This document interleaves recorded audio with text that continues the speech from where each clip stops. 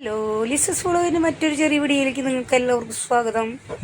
ഞാൻ 2 ദിവസത്തേക്കുള്ള ദോശ ഇഡ്ഡലി മാവ് അരച്ച് വെച്ചിട്ടുണ്ടായിരുന്നു. അതിൽ നിന്ന് ഇന്നലെ രാവിലെ ഞാൻ ഇഡ്ഡലി ഉണ്ടാക്കി. പിന്നെ ഇന്നിപ്പോൾ തട്ടിൽ കൂട്ട് ദോശയാണ് നമ്മുടെ ഉണ്ടാക്കുന്നത്. അപ്പോൾ ഞായറാഴ്ച രാവിലെ ഞങ്ങൾ ഇത്തിരി എണീക്കാൻ നേരം വൈകി. അപ്പോൾ ആദ്യം രാവിലെ ഫുഡിന് നമ്മൾ ദോശയും ചട്നീനും ഉണ്ടാക്കി കേട്ടോ. നമുക്ക് തട്ടിക്കൂട്ട് ദോശയുടെ മാവ് നമുക്ക് ഈ അരിമാവ് ഉണ്ടല്ലോ അരയ്ക്കുമ്പോൾ നല്ല സ്മൂത്തായിട്ട് അരച്ച് കഴിഞ്ഞാൽ നല്ല ദോശയും നല്ല ഇഡ്ഡലി സ്മൂത്തായിട്ടുള്ള ഇഡ്ഡലിയും ദോശയും കിട്ടും. അതിൽ ഉലുവയും വെള്ളവിലും കൂടി ചേർത്ത് ഉഴുന്നിൻ്റെ കൂടെ അരച്ചാൽ നല്ല പദമുള്ളത് സോഫ്റ്റായ ദോശ ഇഡ്ഡലി കിട്ടും. അതിന് ശേഷം ഞങ്ങൾ അതിൻ്റെ ഉള്ളിൽ കൂടെ ചട്നി ഉണ്ടാക്കാനായിട്ട് കടുക് പൊട്ടിച്ചു.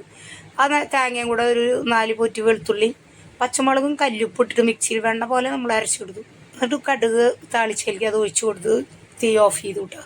ആ ചൂടിലിരുന്നിട്ട് മാത്രം അത് ആക്കുമ്പോൾ നല്ലൊരു ചട്നി നമുക്ക് കിട്ടും. പിന്നീട് സബോളയും മുളക് പൊടിയും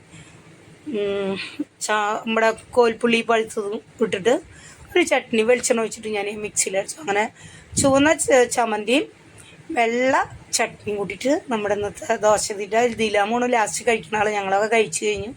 ഞങ്ങൾ ട്രെയിൻ പോലെയാണ് ഇരിക്കണം, മേശയ്ക്ക് ചുറ്റും വേണ്ട വരിയായിട്ട് ഞങ്ങളുടെ കസാര ഞങ്ങളിടുക.